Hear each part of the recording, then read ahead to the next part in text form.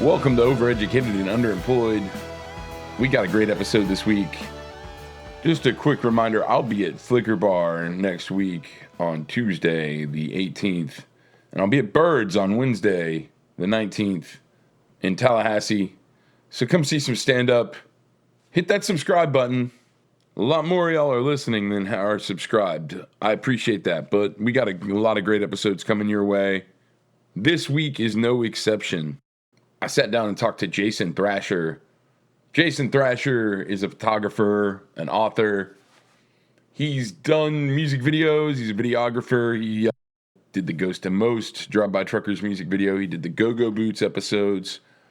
He's done portraits of Drive-By Truckers, Guided by Voices, R.E.M, Outcast, Against Me, Widespread Panic, and the Elephant Six Collective. He's been published in Rolling Stone, Photo District News, Billboard, New York Magazine, the New York Times, Bitter Southerner, Entertainment Weekly, Paste, Salon, Pitchfork, Garden & Gun, and Spin Magazine. He's done promotional photography for New West, ATO, Anti Records, Warner Brothers Records, Razor & Tie, Polyvinyl. And that's not even all that we talk about, because he also went to India a couple of times throughout his life. And we had an amazing conversation about all of that as well. I hope you enjoy my talk with Jason Thrasher. He's an amazing person. Just one of those people that really drew you in. We joked he might also be most famously known as the father of artist Frances Thrasher, who we've had on the podcast. We joked that he's been recognized as her father like twice recently, or 3 times, or something like that. Yeah, he's just an amazing guy. I really enjoyed talking to him. I hope you enjoyed listening to it. I can't claim I'm working pretty well, but I'm not going to go and say overeducated. And I've had a couple of people, at first they were like, I don't know if I should be on that podcast. I'm pretty well employed. I don't want to piss off my... I'm like, no, I'm the underemployed one. Yeah, that's why I'm going around talking. I'm fully booked. I would like to raise the bar of what I'm doing. So underutilized, let's say. Well, Usually educated and underutilized. We're on Overeducated and Underemployed. Nice. I'm with Jason Thrasher. He's a photographer, author. I don't know, the list is probably longer than that, but those are the things that you're probably most known for. I think it's funny when I get called an author. I'll take it. Oh, yeah. My writer friends laugh. Yeah. That's just because they had to earn it. Yeah. They feel like you didn't, I guess. Like, he just takes pictures. Yeah. You did interviews too, right? Yeah, I've done some. I'm working on my new book, my India book, and I've had to actually spell some words and put it together. Oh, wow. Write some chapters. See, they're not going to be able to laugh for too long. No, not for long. Yeah. One of the things that you primarily photograph are people, and one of the types of people is musicians. Yeah. And so I'm going to ask you the same question that I ask musicians when I have them on here. And what's the first song that you remember loving as a kid? And it doesn't have, obviously, you might not remember the first one you loved. So go way back. I got to go way. The first song I remember loving, I grew up in Alabama in the 70s, and the first records I remember, Kiss Destroyer was the first album I had. And actually, Patterson Hood and I called our production company when we started doing music videos for the truckers, we called it Destroyer Easter Bunny. Okay. Because there's a photograph of me on Easter morning holding the Kiss Destroyer record I guess it came out in 76, I was 6. And my sister is standing next to me, and the only reason I know it's Easter morning is because she's holding a brand new Easter bunny. Oh, wow. So the Easter bunny, my parents were rad enough to give me the Kiss Destroyer for Easter. And I can't remember what songs are on that album, but I remember that being my first, vinyl. And with Kiss, you don't even have to play it backwards to get the satanic message. Yeah, that cover got me. That cover, yeah. And then as far as songs, I remember I loved Queen early on. And but before that, I don't remember a specific song where I was like, that's the one. I do remember at some point, I don't know when the Centerfold came out by the Jay Giles Band, but I remember buying that 45 at Kmart and turning it backwards in the packaging so my mom wouldn't read that it said Centerfold. But I think that was a little later. Do you remember what it was about Kiss that like first attracted you to them? The album covers. The album covers, Yeah, the album covers. And then it just seemed dangerous. That's what it was for me with the Truckers. I saw the Dirty South album cover. Yeah. And Good album cover goes a long freaking way. I had no idea who they were. I was working at a record store, and it was going to be on a listening post. So we had a bunch of promo comics laying around. So I just took one home, and the next day I bought all their albums. Yeah. The Truckers, for me, it was, I don't know if it was the album cover that got me, but I was from Alabama, so I grew up in Huntsville, and I was not into that band. I didn't know the band at all. I think I'd seen the name around town, but I got hired to shoot Rebecca's wedding, and she was marrying this musician guy, and I didn't know anything about them, and got to meet Patterson on his wedding day. So that was your introduction to okay, that's interesting. That's why. So I didn't know them at all. And it was, I think, either they gave me the Dirty South or I got it right after the wedding. I remember sitting in this parking lot at this Earth Fair and Putting People on the Moon came on. And I hit repeat. And I was like, what the fuck? That's exactly what happened to me too, dude. Yeah. I got home that night and 4 songs in, the 4th track, Putting People on the Moon, I just put it on repeat for like an hour. I was like, this guy should be the poet laureate of Alabama. Yeah. Yeah, I was an instant fan at that point. Hell yeah. No, that was it for me too. Yeah. Man. That record, that song. Yeah, so we were a little late to that game, but I was 18. oh. So I feel I was in Athens, so I should have known. I feel like I was as like early as I could have been and really understood what was going on. Maybe a couple of years earlier, but That whole time period is definitely in the period where like the Southern Rock Festival came out in 2001. So Beth and I met in 99 and left Athens in 2000. I missed the first Glance River coming out. Yeah. And then came back and we were running a company.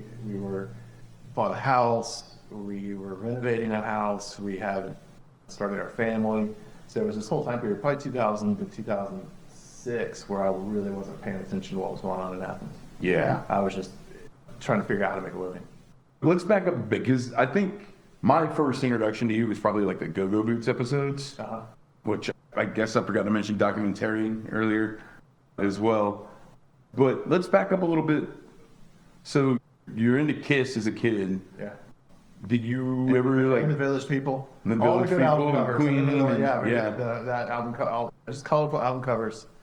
But did you ever dabble in trying to play anything or sing or anything like that? Was that anything of interest? There was a point in high school where I thought maybe I'll get a bass and try to learn to play bass, and that was a joke.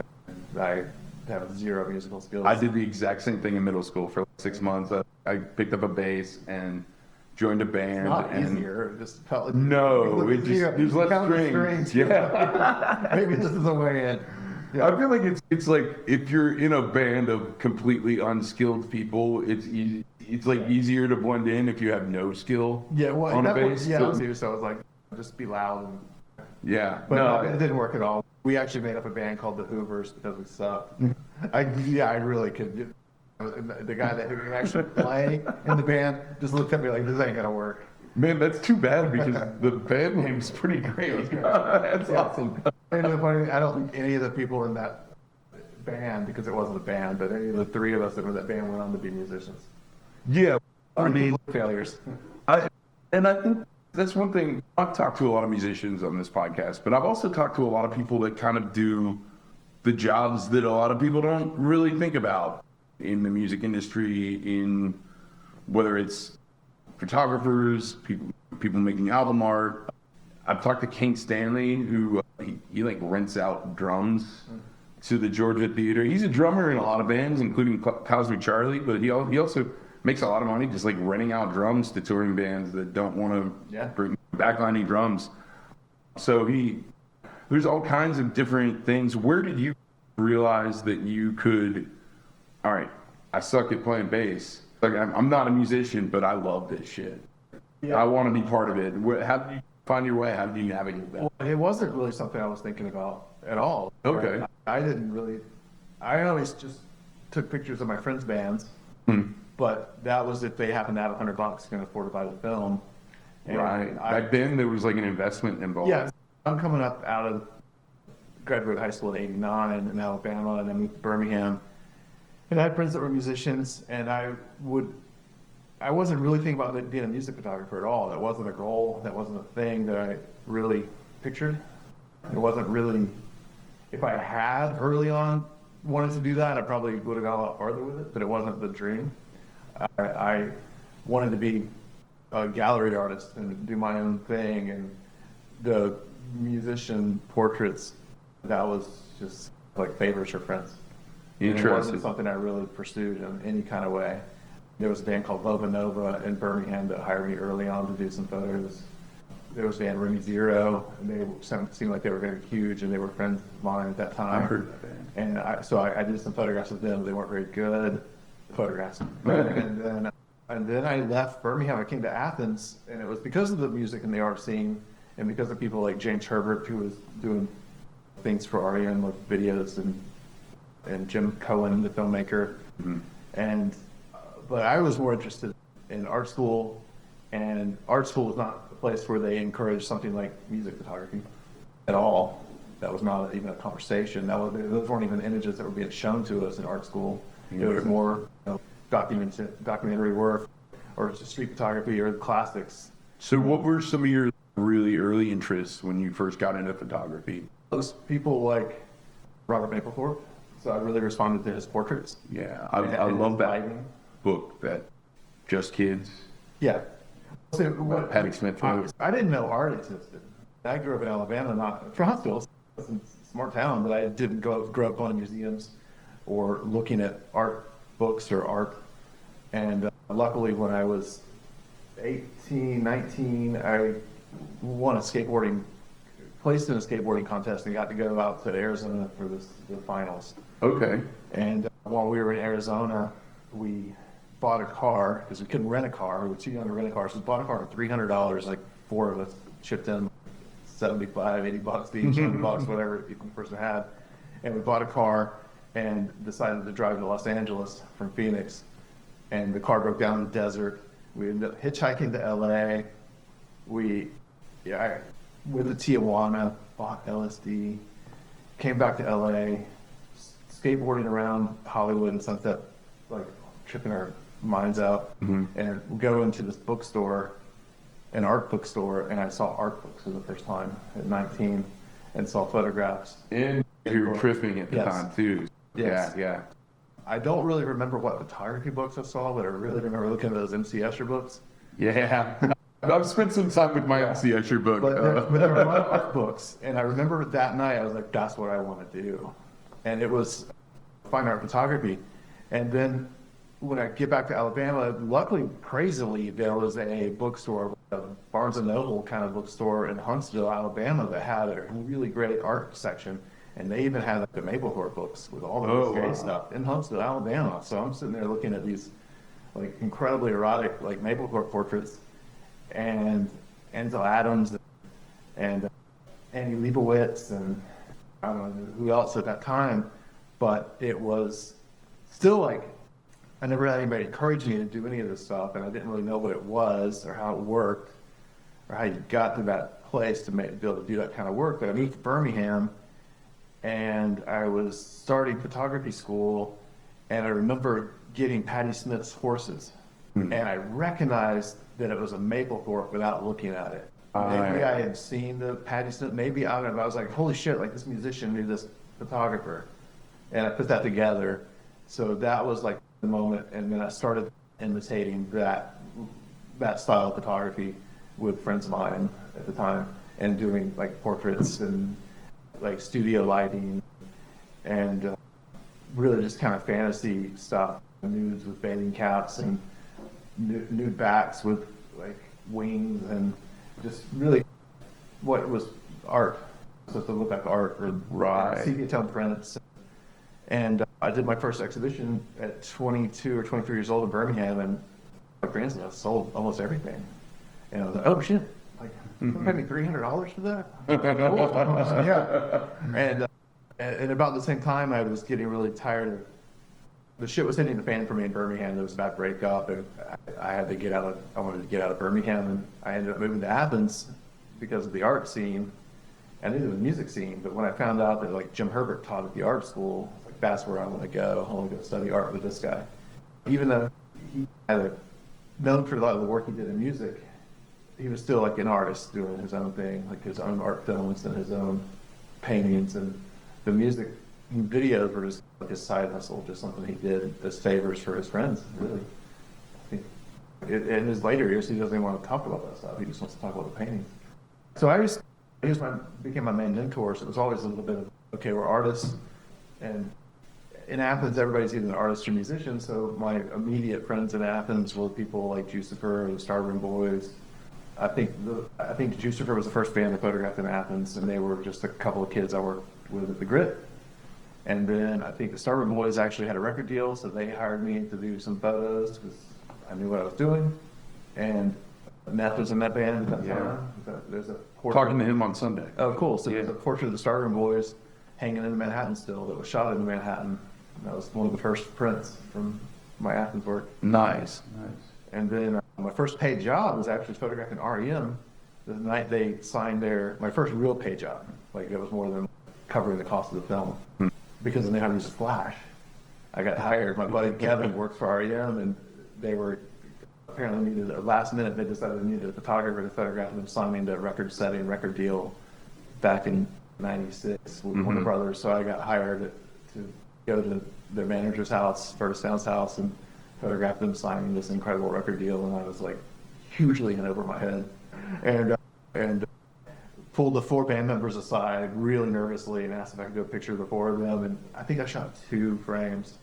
How often do you try and get yourself into those situations where you're like in over your head?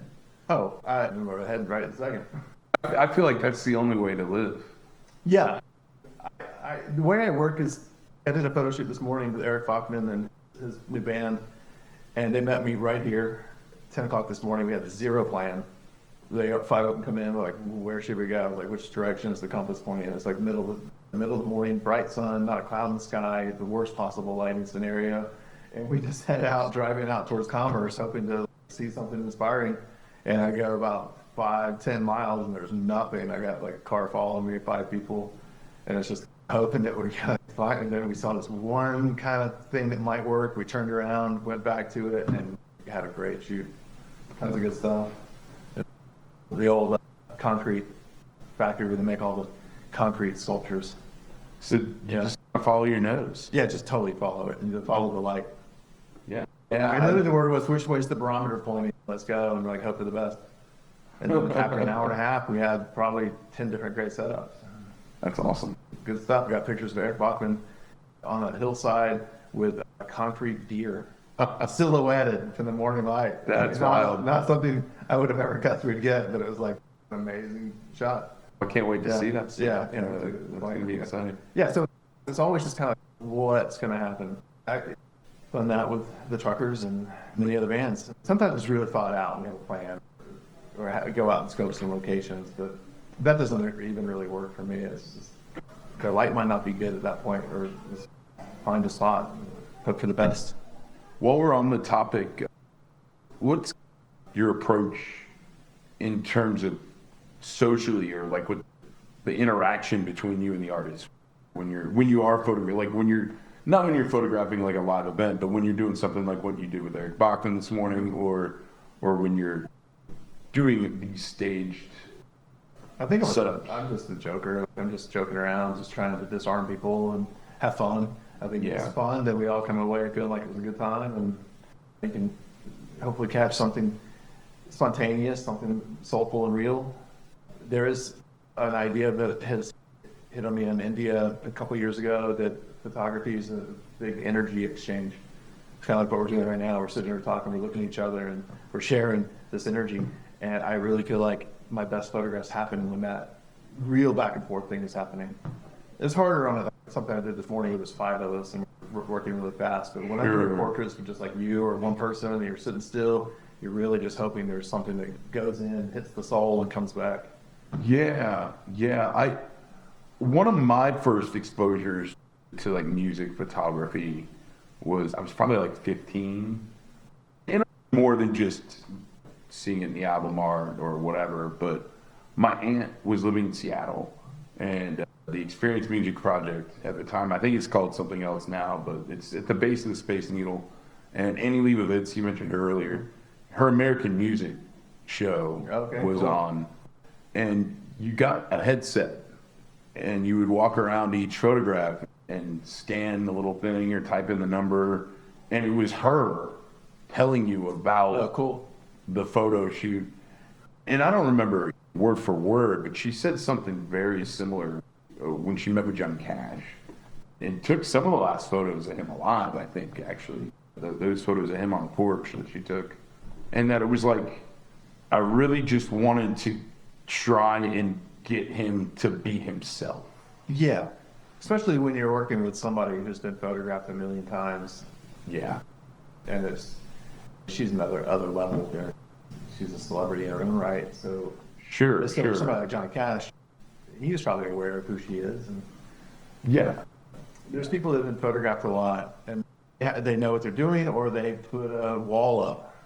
And so it really is just about connecting and finding out, or having them give you something honest. Yeah. And I'm thinking back, just funny, I remember that was my first introduction to the North Mississippi All-Stars too, was they're in that American Music, because she had the wherewithal to photograph them way back. Oh, cool. In 2002 or whenever that was. Wow. And I've never seen her photograph of them. It's in the American Music book. Oh. If you have that book, I don't have the book. I highly recommend. I'm sure it's available still somewhere. Yeah. It's funny. Like, I love that she's book. a bigger influence than I've ever really thought about. Sure, what I do. Yeah, I'm actually thinking about your photographs of the All-Stars and her photograph of the All-Stars that I've seen, and they have a similar just like feel. I don't know how to describe it, but there's a reason I thought of that photo. I was sitting here talking to you, and it's because they're a lot younger than the photographs especially the recent photographs you've taken of the All-Stars. But let's see if it comes up on the first try. There's her from the wall, so it must be on that wall. I don't want to dwell too long. I'll look it up later, but I love those guys. I think I've shot them 2 or 3 times, and they're definitely some guys that come in with that, like, just honesty and warmth.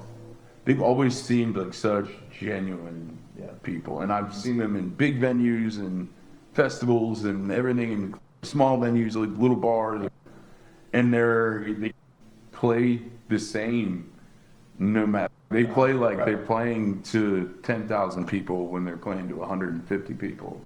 I feel like they give it their all in everything they do. Yeah. It's really cool. And here in the studio, I told you earlier that since we're on campus, they were the first band to photograph in the studio when we first opened this place 4 years ago. Yeah. I was just looking at those photos earlier because that was after Chris had passed and they got a new bass player. Yeah, well, I don't know if that wasn't North Miss All-Stars. That was just something Luther and Cody were doing together. Okay. Yeah, so it was All-Stars. Gotcha. Anyway, I'm gonna jump back to where we were on the timeline a little bit. You moved to Athens. You're in school at this point for fine art at UGA. Yep. And you're getting hired to photograph R.E.M. Yeah, that was a fluke. I mean, there was a follow-up job. That was the job. So when was the next one then? Like, when did you start? And I don't mean just music. When did you start? There wasn't one. I think that must have been 96 or 7 when that happened. And I was deep in art school, and I was working at the Globe, checking IDs at the door, and I was washing dishes at my friend Hassan's restaurant, American Express, and I was working at this restaurant, Guaranteed, mostly at those restaurants for trade for food, for alcohol. And then Sound like a comedian. Yeah, and I told you that last time I saw you. My daughter asked me if I could have any other job as a photographer and stand-up comic. Yeah. I performed for free drinks last night. Yeah, there you go. Founders. Yeah, so I was just getting by. I was making art. I was traveling back to Alabama a lot to photograph a series I was working on at the time called Gold State. So I was going to Gadsden, Alabama, and I was doing a photo series based on my family without photographing my family. So it was a lot of people that reminded me of my family and kind of metaphorical or symbolic of who we were and who I am or was at the time. What was the like the drive to do a project like that, where it was like personal but not personal? Yeah, for me, it's always, the art has always, the projects, the good ones all have to have a personal angle. It has to tell the story of who I am on this planet, or it's not, I don't want to do it. I'm not a journalist, and I'm not really a documentary photographer, but I want to be an artist, and there's a little bit of documentary, but I'm not afraid to like tell fictions. Yeah. So it's not necessarily factual. So that's what I was really getting into at the time, was like finding, my two favorite photographs from that time period were one of an old, probably older than now than he was at the time, but this old man at this bar in Alabama that I photographed. He was in this Bill's Lounge, this neighborhood strip club, bar, morning coffee shop in the outskirts of Gadsden, Alabama. And it was literally a coffee shop in the morning, and then at some point during the day, the waitresses would start dancing, and it would turn into like a strip club. So I went in one morning to get coffee, and I met this guy named Harlan. And I've always known that alcoholism ran in my family. I'm like 13 years sober now, but I even knew at that time, at 26 years old, that alcohol was an issue. And I remember this guy telling me he was sober, and his job was moving houses. And I photographed him against the bar, and then the ultimate became a diptych. There were two photographs, one of Harlan, who I saw as the older version of me, the older sober guy. It's funny, how old did I say I was? You didn't say how old. You said that you were probably older than he was at the time. I got sober at 42, so I wonder how old he was. But so I always thought of him as the older me. And then there was a young skateboarder that I photographed, like down at Dothan, Alabama. And so that was like, this was like this like tiger-eyed young kid with the sun hitting the sweat in his eyes. So that was just like, there's two large prints. It was like the young me and the older me. And then there were like photographs of like houses being moved down the highway that were just like out of focus. They were just like shot with a too slow shutter speed, so there was some action. And then there's like older folks hanging outside some bars, like a dried up old alcoholic, or this old man with a sledgehammer that I had met that used to play poker with my grandfather. So it was just like from my grandparents' neighborhoods and things that related to that. So that was what I was really trying to do. I wasn't thinking about music photography. I was just thinking about like these narratives and how to tell stories about where you're from and what the South was about. Do you mind talking about your alcoholism a little bit more? No, I already brought it up. All right, cool. It's a big part of the story. The joke a long time ago that my camera was an extension of my drinking arm. I'm wondering how you think it affected your work, both when you were drinking and now that you're not. Like what the shift you saw was. Big deal. The other one was the pot. Like I was a big pothead, and I always thought that I was like organized and had my shit together until I got sober. And I looked at my archives and realized it was just like chaos. Yeah. Back then, I always struggled with the idea. I had an uncle, family members who were alcoholics. Luckily, my father stopped drinking for the last 8 or 9, 10 years of his life. And if he hadn't, he would have died of COVID 5 years ago. So he got an extra 5 years out of his life by being sober. But so I always knew alcohol was an issue. I always fought it. I drank a lot. Those early days in college, I was definitely drinking and smoking a lot of weed. And it didn't get in the way of me making photographs, but it definitely got in the way of me having a career around those photographs. Yeah. Definitely. I tell the story, but like in 2008, when I was definitely, I gave up alcohol in 1999, New Year's Eve, 2000, right? The millennium.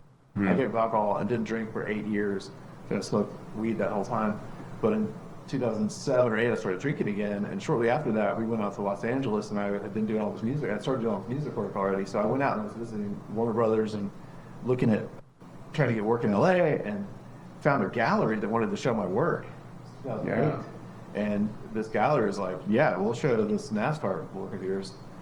And that's 2008, and I got sober. That was Talladega, right? Talladega. We were having the wildest party in NASCAR. 2012, when I got sober, I found the prints in my basement that I had made but never sent to the gallery in LA. Wow. Yeah, so that's what pot did for me. It didn't get in the way of making the pictures, but it got in the way of the career happening around those pictures of that time period. That's It's interesting to me that you had this like self-awareness that it was like problematic. Yeah, and it was part of the series. The series was about alcoholism in a way. Yeah. When I went to, part of my big story was going to India, and that was right after college, and that was in response to a time period where I was drinking too much and some chaos was developing around my life, and I basically, the joke of people asked why I was in India, it was to grow up was the funny story, but really all I really needed to do was get sober. Yeah. But instead I did this, journey through the other side of the planet, sober. But I wasn't drinking during that time period much. I cleared up and was focused on Buddhism and traveling and making art in India, and I feel like it was the best pictures I've ever made at that point. Did you ever feel like you hit like a bottom, or was it just something that you? Yeah, I hit the bottom. I say in my version of alcoholism, the bottom was a very soft bottom. Yeah, because I didn't lose everything, but I could have. And at that time period, no, the bottom was I didn't have anything to lose. Is that the motivation though for getting sober, or the first time I quit drinking was when I met my wife. Okay. So Beth she didn't drink, and we went on our first date after that trip to India, and I was 3 drinks in on our third restaurant or bar we'd gone to before I realized she wasn't drinking. And I was like, by the end of the night, I was like, you don't drink, do you? And we quickly fell in love, and I gave up alcohol like on New Year's Eve. What's that, like 6 weeks into our dating, I gave it up. I can't believe she actually dated me for 6 weeks while I was drinking. It was probably under control at that time period because it was after India. Like I would say the 6 months before India, which was 98, to like when I was meeting Beth, the alcoholism was not like full blown. I was on a Buddhist track. I was doing yoga. I was working really hard on my art, and I don't think the drinking was huge at that point. But I did give up alcohol when I met Beth, and then went 8 years without touching it, and did smoke the weed, and got my business started, my career going, and started working with the bands and truckers, and it was somewhere along 2007, 2008 that it all started to pile up with 2 kids and the pressures of family and life, and we just remember walking in the kitchen on Christmas at her mother's house, and they were all drinking, not bad, but her family, and I just turned up a bottle of wine. Did it feel like it was a coping thing at the time, or it was definitely coping? But were you aware of that, or were you it's something? No, party. Well, it was the most fun I'd had at her parents' house, but it was definitely a coping thing. And then, I don't want to get into all the details. No, sure. But then 4 years later, it's not fun anymore. It wasn't funny, and the funny thing that's not funny was when the 8 years I was just smoking pot and not drinking, it wasn't that bad. But when I started drinking and then I was smoking the pot, all of a sudden it was like, this is not good. Gotcha. There was maybe a couple of years where it was fun, and that's really the time period I was shooting all the bands. Like I started shooting the truckers right after Patterson and Rebecca's wedding.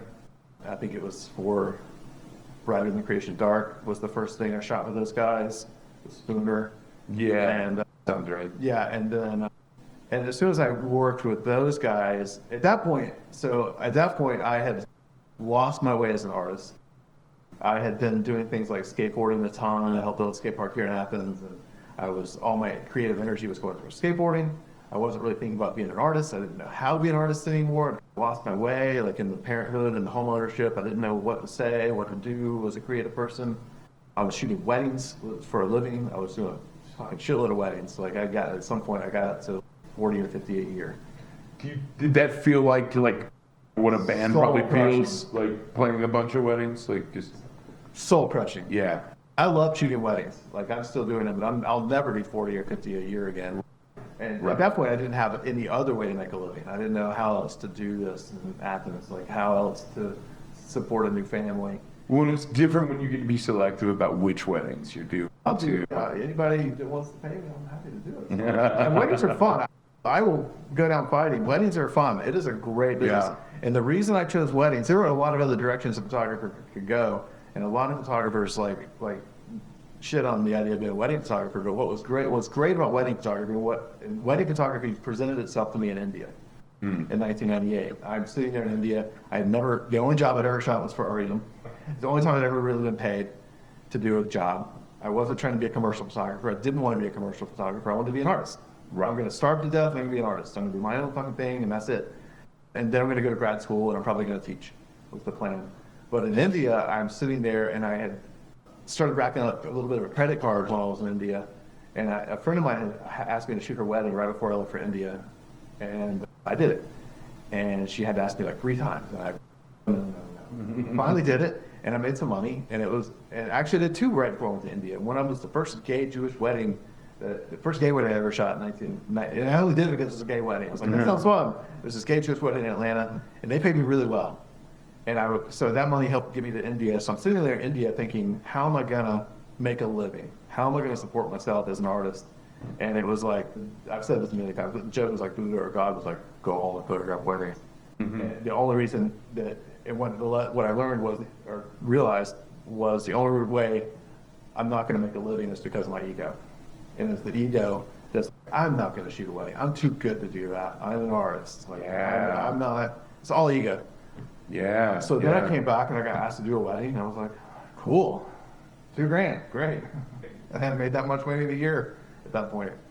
So one kind of ego death got you into fine art. Then it killed the soul. It didn't really, weddings were great. I've loved weddings from, so I've shot 500 of them. There was a time period around 2010 where I just couldn't do it anymore. I was doing so many, and and that was also when after I started drinking. So it coincided with that. I never thought about that, but that was when all of a sudden 2010 I was like, crushed. But anyway, so I got into the weddings. It's a great way. And what I loved about the weddings was it was a way to make a living with photography that was not selling out. You're not making art for a corporation. You're not making images for Coca-Cola or for some big advertising firm. It was all about something that somebody would appreciate.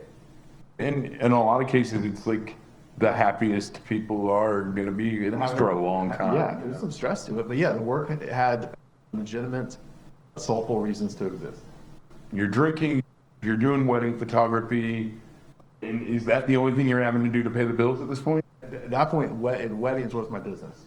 And then I helped build the Athens skate park. So it was this time period where it was like, we're building a skate park, renovating a house, shooting a million weddings. Who am I now? I don't know what I'm doing anymore as an artist. I'm just literally completely lost as an artist. And then I shot Patterson and Rebecca's wedding. And then our first children were due the same day. And Patterson has told the story that his wedding reception was so good that 4 children were conceived that night. And he literally pointed at me from the stage and told the story. He goes, even our photographer knocked up his wife that night. So Eli and Francis were due on the same day. So he's responsible for his own album cover. Yeah, yeah. I mean, it's all in the family. So we got to know those guys through like playgroup and off. And I had known Rebecca for years at that point. Hanging out at the playgroup, and we're sitting around the playground with these little babies. And the first photo I did with the truckers was the day that Isabel left, and had a band photo today. And it was the band was Schemer. Mm-hmm. And that was the first time. So I never got to shoot Jason. So that was the first time I had met the rest of the band and photographed. I guess I met them at the wedding, but I shot the truckers with Spooner and got great stuff. And then went straight into working on that record, did a ton of stuff. We did a video for my first music video ever was for Ghost to Most. Okay. And I don't think I realized that you had done that music video. I'm sorry. Yeah, no, that's all right. I still think it's one of my favorite music videos. That's awesome. Yeah, it's awesome. I love that video. Yeah. What I love about that video was the phone call I got from Cooley after we finished it, and he called me. And I was in an airbrush t-shirt shop in Panama City with a family, and I get this phone call from Cooley, and he's like, man, I didn't know what that song was about, so I saw the video. Yeah, I love that. So from that point on, I was like, all in on the bands and the music and doing that stuff. And I started getting calls because of the trucker stuff. I was either a favor for a friend. I started working with like Don Chambers and anybody in Athens that I'd known for years and loved. Next thing I was making photographs. And I was getting, because of the trucker stuff, getting calls from bigger acts that were coming through Athens, like the Northwest All-Stars, or did a trip to LA to try to like make some connections with people I knew and got like Against Me out of that. And Cracker, which is funny because David was here, but yeah, Cracker when I was in Los Angeles. And I'm talking to Brian soon. Oh, cool. Yeah, I think next month we're gonna. Yeah, he's gonna come on. The guy's got a great voice. He's done some voiceover work for me. Oh, really? some videos. We've Yeah, done. he does a lot. He does quite a bit of that. Yeah. So he was. Yeah, I'm not going to name the company because the company they're gone. It wasn't great company, but he was my voice in this company for a while. Nice. Yeah, he's great. And so then it was really like, 2007 to 2012, just an avalanche of me shooting bands and music. And at what point in there did you get sober again? 2012. So you're drinking at that point, but were you drinking like while you're shooting the band, Oh, like yeah, at the yeah. show? Yeah. It's the party, right? It's a party. Yeah, I'm out till 2 or 3 in the morning. Kids at home, like not being responsible, but having a blast. But it enabled me to break out of just being a wedding photographer, which was really killing me by that point. I didn't want to be known for my wedding photography. I just wanted to get paid. And shoot those jobs. And somehow in the music stuff also, I started getting more like day-to-day commercial stuff. And I do think working with bands and so many Athens icons has helped me stand out in the Athens community as an artist and a photographer. So I get hired because people like my photograph of Panic. I'll get a wedding, or I'll shoot a wedding because the couple met at a drive-by trucker show, or somebody at GA is a music fan and they know my work. Snowball from there. Right. But there became a dark side to the music work for me. Like not just the alcohol part, but the soul part. I got really frustrated. You can only shoot like so many weddings without getting a little tired of shooting weddings, and you can only shoot so many groups of 5 guys lined up against a cool backdrop without getting sick of shooting 5 guys lined up against the backdrop. Yeah. And then having their record labels use things in ways that you weren't hoping, that choosing the image you didn't want to use, or then sending one out to a magazine without having you retouch it. And it's like you said, this small J mag, what are you doing? So there's a lot of frustrations even in that. No matter how cool that was, it was still like, this is still what I ultimately realized, it was still commercial photography. It wasn't my art. But you're always someone, I think, that also has really tried to invest in the community here. Yeah, 100%. And I think that's part of why There were so many people invested in me. Exactly. Yeah. Because you mentioned it briefly, you built the skate park here. Yeah. You've done a book about Athens. That's what I was getting to. So Athens Potluck was my answer to being burnt out on shooting bands. So I wanted to focus on individuals, and I wanted to do something for myself on the music. I wanted to do something that was personal on music and about Athens and not about the bands. Gotcha. Yeah, so that was the whole way into Athens Potluck. And Beth was the one that had the idea that for months I was trying to figure out how to do this book about Athens. There was an idea that we could just book of all my band work, and then I had to go find some bands and shoot some bands. I was like, I never got to shoot R.E.M as a full band other than that party, but that picture's not something for that. Or I never got to shoot B-52s. I did shoot Pylon, luckily, but there's a bunch of people I didn't shoot, or a lot of history I didn't have. So then it became this big conversation with like UJ Press and Flagpole that I'd be a curator of a book. And I go and find, and I was like, I don't want to do that. Yeah. And then I was like, I just want to photograph individuals because I like doing portraits, my main thing, and that's what I'm best at. And then Beth had the idea that if I shot the first person, then that person could pick the next person. And that was the missing link, was that's how we could journey through Athens and tell the story that like the legends don't have to be picked, and it can still work. Michael Stipe was ultimately picked, but even if he hadn't been, there's still references to R.E.M in the book, and there's references to B-52s, and there's references to... Well, it made it have a life of its own in a way that... So Potluck was my way to do something personal, doing an art project on the music scene. And that was really where I found myself as an artist again. And as I was shooting Potluck was probably 2 years into it, 2.5 years into it when I got sober. And at that point I was really frustrated with shooting bands. I was like, I've done enough. It starts to be the same thing after a while. And then I really had lost interest in shooting live shows or much else even going out to live shows. Like I don't really go out that much. But I started getting up at 4 or 5 in the morning and just got lit. I'm just going to be an artist. I want to do my thing again. I want to find stories to tell that are personal. And I started working on the Murmur Chessel project and digging into Athens Potluck and finishing that project. That took from 2000. That came out in 2017. So that's 5 years right there after, all. You think you would have finished the book without getting sober? No way. Yeah. No way, because the process of getting the book done, both books, neither book would exist, because the process of getting the books done required full focus, like full mental focus on, we had to do a crowdsourcing campaign, we had to do these events, we put shows on at the 40 Watt and the George Theater to help raise awareness and funds and pre-sales, and no way I could have done that. Yeah. I would have pissed people off. I could have finished shooting at work. Was that kind of one of the issues you had? Like, when you were drinking, would you like run your mouth or? No, I didn't piss have people that many off, people or- coming up to me saying that I pissed anyway. And when I was one of those, when I got sober, people were like, "What do you mean you got a problem?"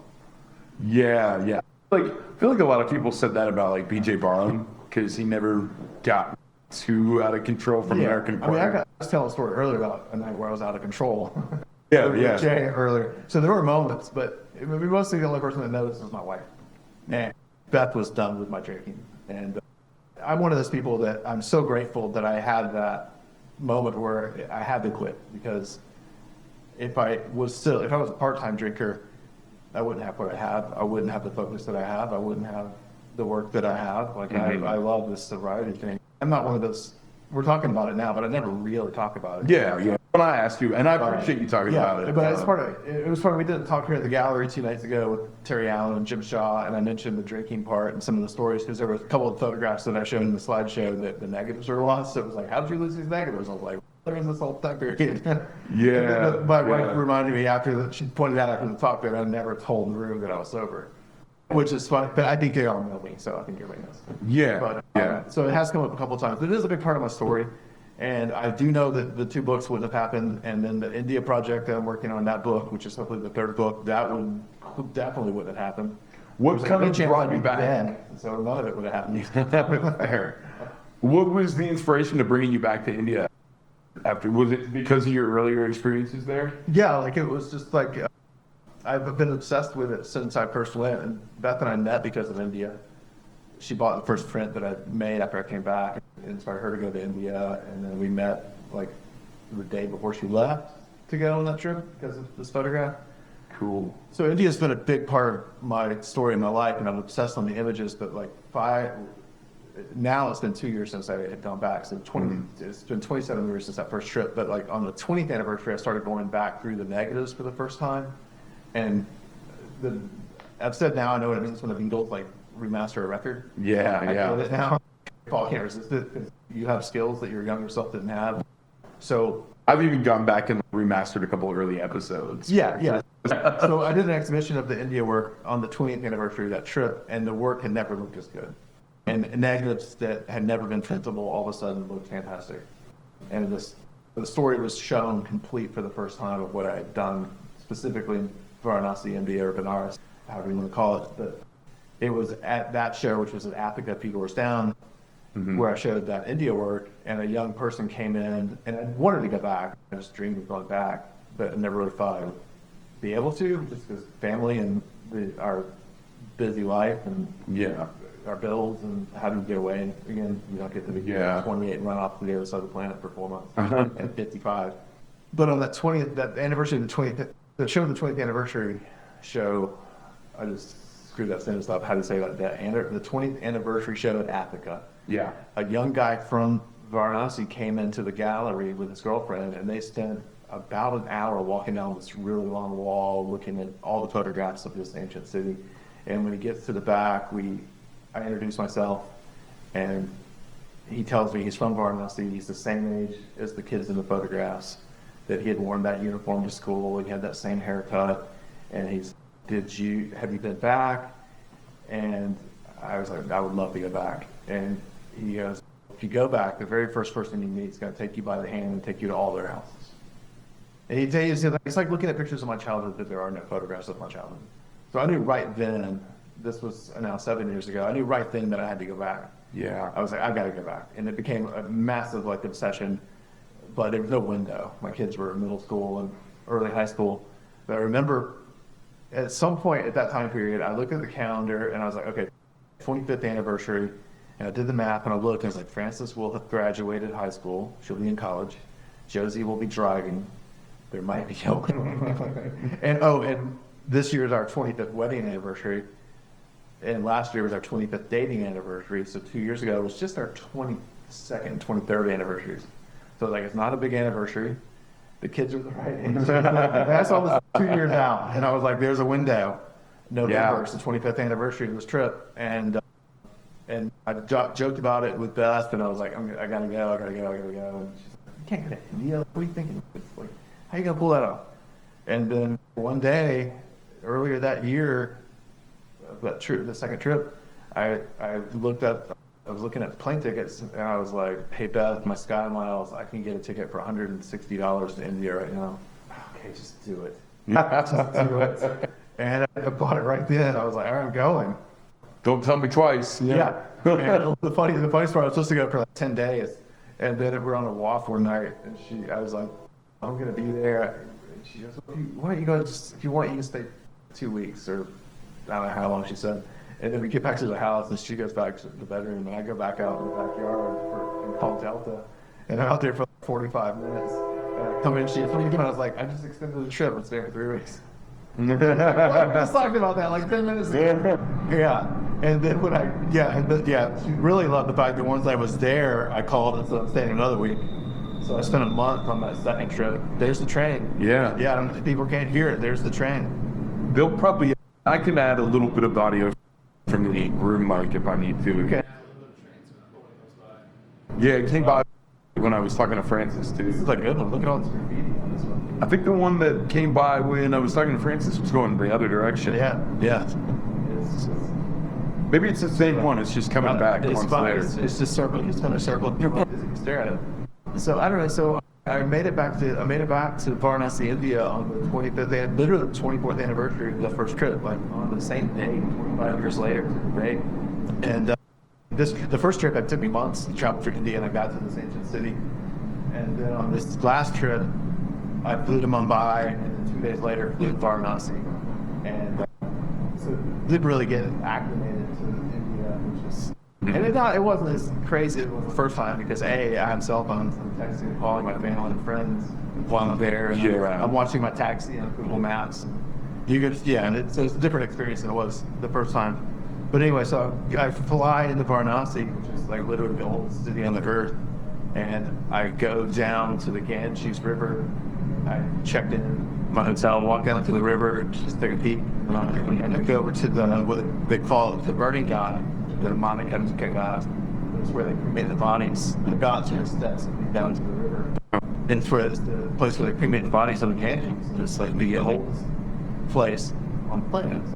The earliest humans started burning bodies at the burning spot. And close to the most sacred place in the country. Sacred place in the universe. Some people. And I'm super reluctant to I'm not going to go up in it every distance. I'm just going to take a peek at this place. And it was a big deal 25 years ago to see it. And I wrote about it then, and I have a description of a photograph that I didn't make the first trip. That's something I saw, and I wish I could have photographed fireworks going off over this burning god with human funeral pyres and fireworks exploding on Diwali, the Indian New Year. It's the first time I'd seen it in 1998. So I'm going back for Diwali, be there 25 years later for this holiday.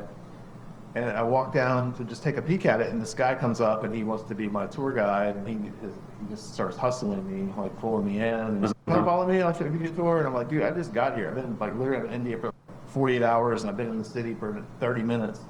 And it's sunsetting, it's getting dark, and he just keeps pulling me in, and I'm like super reluctant to go walking through all these funeral pyres.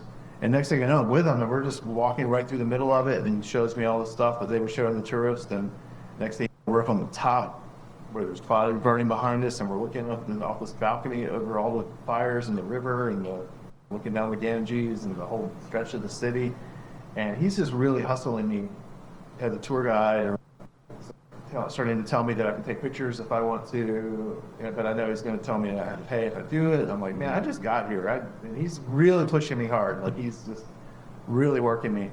And I'm like, man, I just got here. And then I've been here before. And he's like, oh. And I started telling the story, and I told him about how my wife bought this photograph from the city, and that's how we met, and blah, blah, blah. And I'm telling him this whole thing. And I pulled my phone out, and I started to show him the photographs, and his face changed 100%. He just went from trying to hustle me to how can I help you? And he sees the photograph and he recognizes the city. You can see. And then I go to the next one. He goes, I went to school with her. And he's just frozen. He goes, I know her. And then he goes to the next one, and it's a photograph of a man holding a baby. And he's like, that's him. The baby is a man who's delivering firewood. His job was to carry firewood at the burning. And then he's like, that's Vicky. And Vicky was the only name I knew from the first trip, and he was a 14-year-old kid in that first trip. And now he's 40. And he goes, that's Vicky. And I'm like, okay, you're legit. That's Vicky. That is Vicky. I remember his name. And then he's like, that's Ramesh. The store's right there. I'm like, I know. It's got to be right around the corner. And I was like, is it still there? He goes, yeah, it's still there. So, it became this. Right then, my phone rings, and it's Beth. This is how different it is. I'm like in the ancient world. Right. She calls, and I answer, and she's like, how's it going? I just broke into tears. I'm just like, holy shit. Like, everything I was hoping was happening. And the next morning, he met me back there. It's a longer story, but he met me back there, and the whole crowd of people followed me to the store to meet Ramesh, and the whole neighborhood gathered around. I had brought all these 8x10 prints with me, black and white prints from the early days. And there was one photograph of these 3 shop owners, and one of them was Ramesh. And it was a picture that had never been printed. And it was not a picture I thought was important. And about a week before the trip, my buddy Charlie Friedlander, who's a great photography collector, and he was making me open up everything. He's so interested in this. And we opened up this hard drive, and I see that picture. I was like, I should print that one. And that ended up being the picture of these 3 guys of Ramesh. Yeah. And he's just, oh my God. The full neighborhood gathered around looking at these photographs, and they were just like, I got to the point where everywhere I went, people were like, I know who you are. So I just had this got invited in on the deepest level. Like, I would spend my nights for 3 weeks, almost a month, every night just sitting at the burning got watching funeral pyres with the locals and the kids and the older people. Everybody wanted me to hang out with them and take pictures, and I got invited in. Can you tell me the story of what first took you to that city 27 years ago? But that's a good story too. Like, it's just fucking, this is the craziest, this is the earth, the planet, it's nuts, like time and space. So I was in India, and I'd been traveling for 3.5 months through India at that point. But maybe a little earlier than that, I was up in the Himalayas, and we had gone to see this musician, the sitar player, and I had not seen live sitar music in India yet. And we see this poster, and there's going to be a concert, so a bunch of us went up the mountains, and we were up in Dharamsala where the Dalai Lama lives. Mm-hmm. So we head up into this smaller little community to see the sitar concert, and it's sold out, can't get in. And we're like, we're looking through the window, and I have one photograph where I pushed the camera up against the glass and snapped, and you can see the sitar player, and we were just so disappointed that we didn't get in for this concert. And then about a week later, I spent a month in the Himalayas on that trip. So about a week later, I get an invitation from this person I met, and she's like, do you want to come share this room at this ashram I'm at? And I'm like, cool. And I go up, and it turns out it's the tabla player's house, and the sitar player's staying there, Ajit Singh. And they fucking jammed every night in the living room for 5 of us, sometimes 3 of us, sometimes just me, Raul, this Uruguayan expat, and myself, and these 2 guys would just jam for hours. It was the most amazing experience, and had long conversations with them about all of it, and everything, life, and all of it. But Ajit was from Varanasi. It's also known as Kashi. So the oldest name is Kashi. Mm-hmm. The British, I think, called it Benares, and now it's known as Varanasi. But to me, the city's Benares. Like, when I see it, I feel like Benares. So anyway, Ajit was from Benares. And at that point, I was about to head south to Kerala, which is really beautiful. And there's backwaters, and it's really chilled out part of India. And he's like, no trip to India would be complete without going to Benares. He said Benares. It's probably where it locked in. And he convinced, and he says, that's where I grew up, you gotta go to Benares. A few days later, a week or 2 later, a few weeks later, I ended up back in Delhi. And I had met this actress at the beginning of my trip. This kind of legendary Indian actress. And that's a whole other long story. But I met some really amazing people in India. I met an actor who's beloved, and through him I met this actress who's Indian Meryl Streep. She's a poet and a photographer, and both of them together started Satyajit Ray Films, who made Pather Panchale, and one of my favorite Indian films. And So I met these two people in the first week, and the Deepti Novel, the actress, told me that when I got to Delhi, she goes, call Raghu Rai. And Raghu Rai is like India's, one of their two legendary photographers. He's the only one that's still living. And, but I knew his work. I looked at every one of his books before I come to India. So when I get to Delhi, I get invited to go to his house. Fucking crazy. Like, how does that happen? So I go to this man's house, and he doesn't know why I'm there. And he's like, who are you? And I'm like, I'm Deepti's friend. And he's like, okay. And he's like, come on in. I'll be back. And his servant comes up, and he asks me if I want breakfast. Or he asks me if I want breakfast. And he tells the servant, so he's got literally a housekeeper, butler kind of guy. And so this guy goes and makes me breakfast, and Raghu Rai, the photographer, disappears.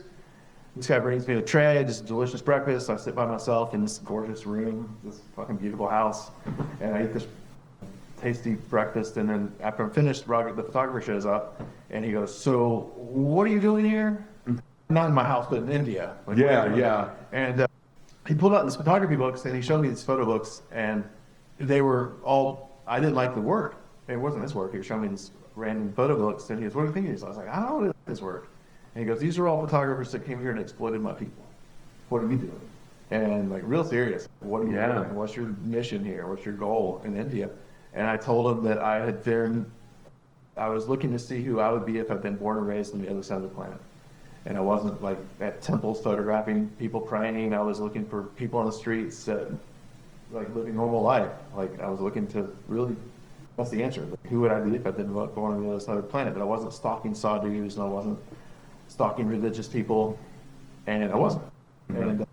And I told him that then he changed, and I guess he liked my answer. And then he pulled out a bunch of his prints and let me pick out a print of his that he was gonna give away to something, and he was asking my opinion on some of his prints, which I thought was really cool. And I told him that I was about to switch to color film. I'd gone through 100 rolls of black and white Tri-X film that I brought with me, and I couldn't find Tri-X in India, and all I could find was this like kind of cheap Kodak black and white film, and it was garbage. And I was gonna switch to color. And he said, no, you keep doing what you're doing. And he literally made a phone call, put me in a taxi, and then sent me to his camera store, and they had a block of 20 rolls of Tri-X waiting for me when I got there. And I paid for it, but I felt like I had gotten a blessing from the master. The next morning, I got on a plane and flew to Benares on Ajit's recommendation. I get to Benares, which is one of the most photographed cities in India. I've seen countless photographs of it. All the photographs are basically from a boat of people praying on the river in the sunrise, sun washing across the mid-pouring water, doing blessings. Almost every photograph is that scene. And I get to Benares, and all of a sudden I'm like speechless. First time in India where I'm like, oh, this is too holy. And I see boatloads of Western tourists, like tourists.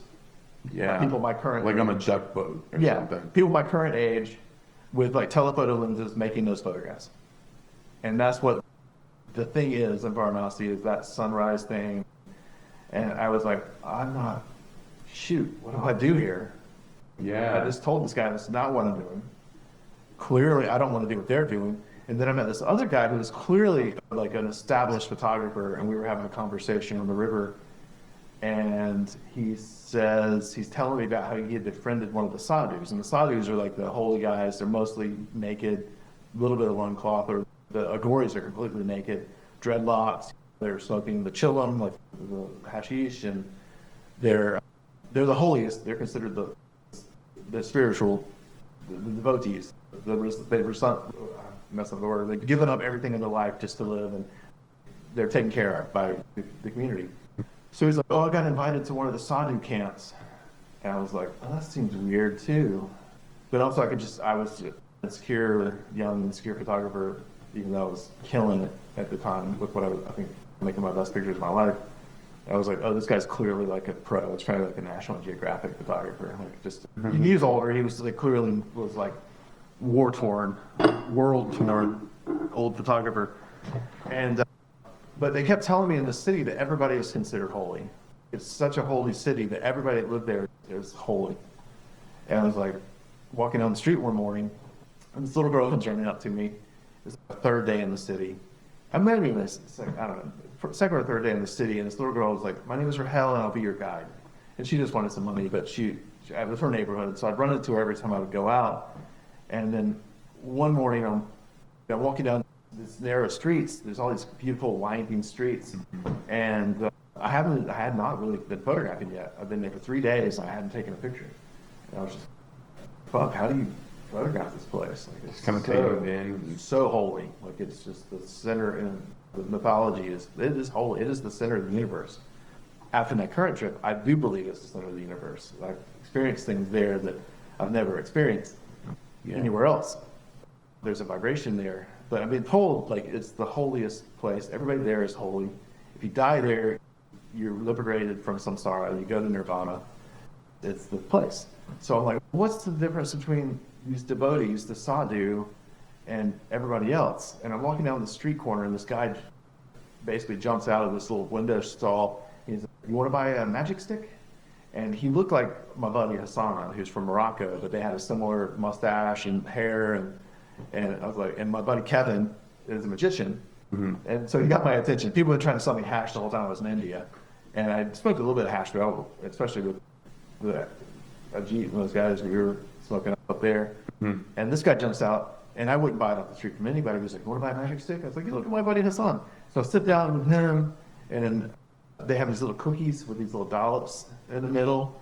And there's this like general store, chai shop, and he's got the cookies, and there's this barber shop over here. And I just end up hanging out on the street corner.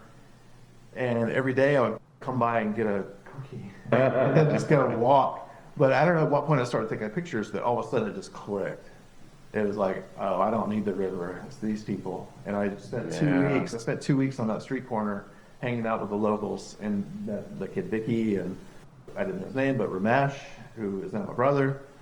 And it's a really interesting street corner because it's where all the funeral processions lead going down to the Ganges. So it's right around the corner from the burning Ghat. So I was just struck by the fact that there's this neighborhood where all these people are hanging out, and it's just regular life. There's stores, there's all this stuff, but every 10, 15 minutes you hear this chant, Ram Satchahe, Ram Satchahe, and a group of people come by carrying a body, and the people on the street don't flinch. And I'm like, wow, death is such a part of their world that they didn't notice it. And my photo of Vicky from back then is this kid with his arm around his buddy. His name is Ram Babu, which I just learned 2 years ago. Ram Babu, and they're looking at me like they're making like little gun hands, standing like this, and there's a funeral walking behind them. And I just love this portrait of this kid because they're just like hamming it up with the camera. There's a funeral right here. So that's what I spent 2 weeks photographing. I had some pictures at the river. There's boatmen. There's one of my all-time favorite photographs. Two of my all-time favorite photographs are boatmen and boats on Ganges. I met both of those people on this last trip. That's wild. Totally wild. Yeah, I photographed one boatman in the same boat. There's this one photograph of these two boatmen. They're fishermen. I always call it the boatman, but now I realize, oh, he's fishing in that photo. I didn't realize he was fishing. They're just fishermen. And it's this ancient temple behind them. It's not a temple, but a palace. And found them. And we went out and we staged the photograph. Like, they were so cool. They were like, yeah, let's go out, we'll pose. The old man Kashi is pulling out fishing line. He's pretending he's fishing in the new photograph. It reminds me of a little bit of a story. So my mom and my stepdad have been married for 19 years now. And they didn't meet until like 24, 25 years ago. But they both grew up down in St. Petersburg. And my mom grew up playing marching band. And they're going through photos, just old photos of themselves from when they were kids. And my mom finds this photo of her in the marching band and in a parade. And in the background, there's a guy like tying his shoe. Is it your husband? It's my stepdad. That's awesome. Yeah, and it was like from when they were kids. And wow. And yeah. That's great. Yeah. There's one, I only had one little thing, because I mentioned it earlier, I didn't finish it. Yeah, but that sitar player, Ajit, I found him 5 years ago on Facebook. And he lives in Paris, or in France, southern France, with his wife. He met a French woman and eventually married and moved to France. And during lockdown, I would pay to watch some of the sitar concerts online. And and then all of a sudden it became, every time I posted on Facebook, I'd see that Ajit would like my Facebook post. I was like, man, the world is so fucking small. That is so cool. And then 2 years ago, when I started planning the India trip, I told you from Benares. So I messaged him on Facebook and said, "Hey, I'm finally going back to India. I'm going to Benares." And he writes back, "I am too." And I said, "When are you going?" And we arrived in the Benares airport an hour apart from each other. And He was going back for the first time in 3 years to see his family. That's crazy. So I got to have dinner at his house and meet his family. That's so It awesome. was so awesome. I was hoping for a sitar concert, and they were going to perform for me, but I got dengue fever and didn't get to go back for the third dinner. Of course, I missed out on the concert. But these guys, he and his two brothers grew up, and their father was contemporaries with Ravi Shankar. They grew up with Ravi. They knew him growing up. He was like the master, and his dad played with him. And, Wow. But this is the end of the India story. The coolest thing is his brother and his wife were telling me the story about how they met. And we met up in northern India at this tabla player's house, Ashoka. I was like, "That's where I met Ajit." And they were like, "What?" I was like, "That's how Ajit and I know each other, was from Ashoka's house." And that's where his brother met his wife. That's crazy. I'm like, "Dude, how small how am I going to know in the place?" What a great, cool thing. That's wild. The world is really a fucking crazy place. Yeah. To have it shrink like that, man, it's so cool. Man, so you mentioned like some of the subtle differences and the big differences in your experience between, and not just because you'd grown, but because the technology and you were in constant contact, all these things had changed. And now we're in constant contact with them now. We can call them. Right. Yeah. But the other thing what struck me about that too is like how much the field of photography has changed since then too. Yeah. Can you just reflect on, that could be a whole hour conversation in itself, but I think that for me, like, it's the storytelling part that's important now. There's a million photographs being made right this second. And without the story part, like, what's the point? Yeah. So that's where I got really lucky. I got lucky with Potluck, that there's a story. So it's gotten a life. Like, people still respond to that work because there's a story. If it was just a bunch of pictures, it could be cool. yeah. But there's a story. And even Murmur Trestle, for the people that it's a short story, but there's a story around it. And with the India work and the book that I'm working on, there's a story to it. So whether the technology is not a part of it, and other than the fact that 1998 is black and white film, 2023 is color digital, but luckily for me, the technology plays into adding to the texture of the story. So if I had shot color in 98, it wouldn't be as big of a contrast. So luckily Roger Rye gave me black and white film. Yeah. If I had switched to color, there wouldn't be as much of a contrast. I hadn't really thought of it like that till right now. But luckily he hooked me up with that film. Otherwise the Benares work would have been color. They would have spilled. I would love to see what color would have looked like at the time. But Robbie Ryan has color pictures of Benares in 1998. Yeah. He gave you that film for a reason, right? I hope to.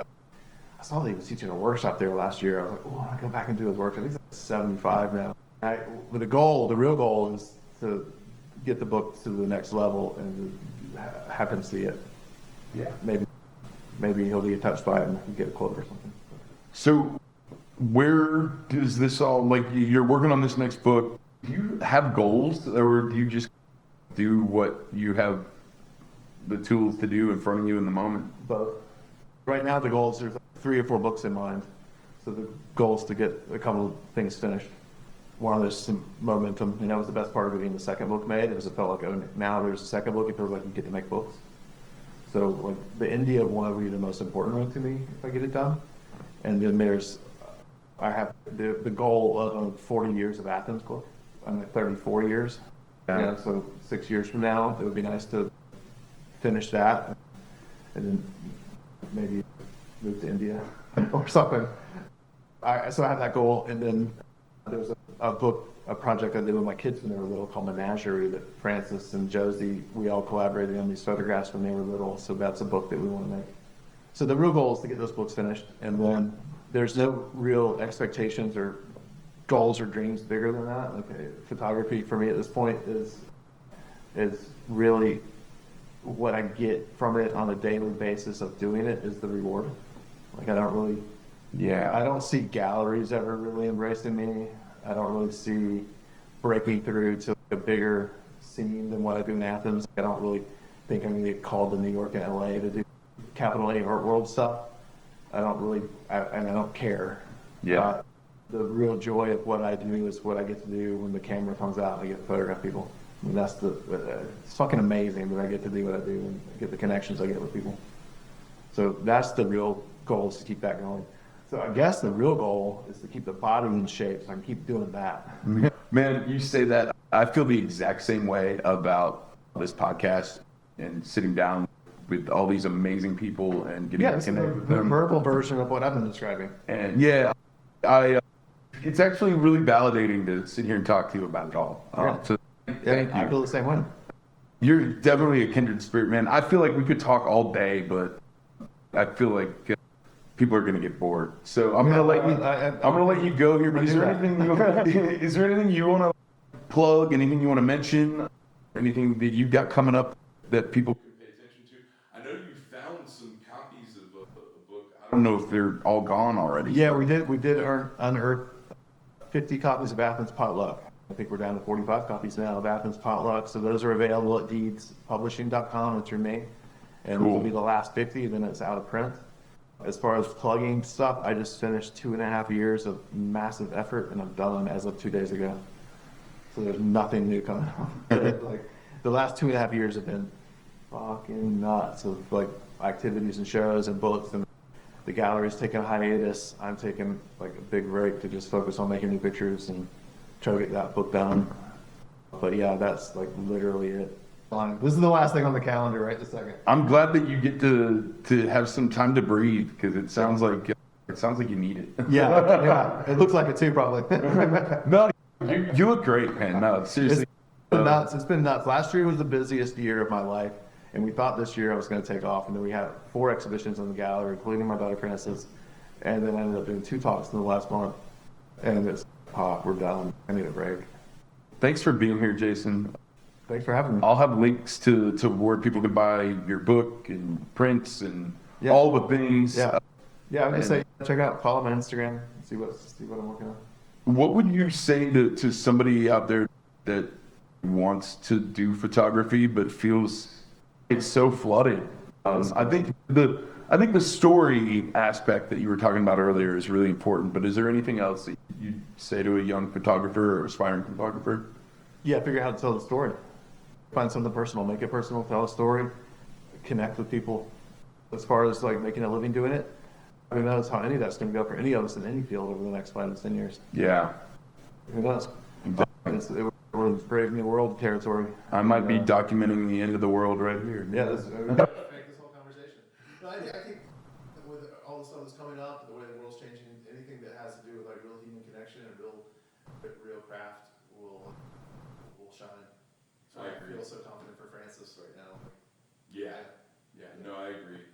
I hope we get to do a quick update with her, because I'd love to talk to her about her show. But, thanks for being here, man. Yeah, man. Thank you. Appreciate it. Yeah, right on.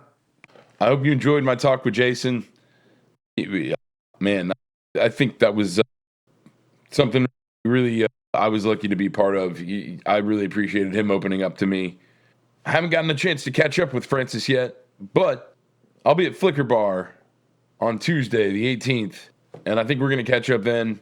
I hope all y'all come out in the Athens area, come see some stand-up comedy. I'll be there with Lanny Farmer. Thanks for listening, y'all. Hit that subscribe button.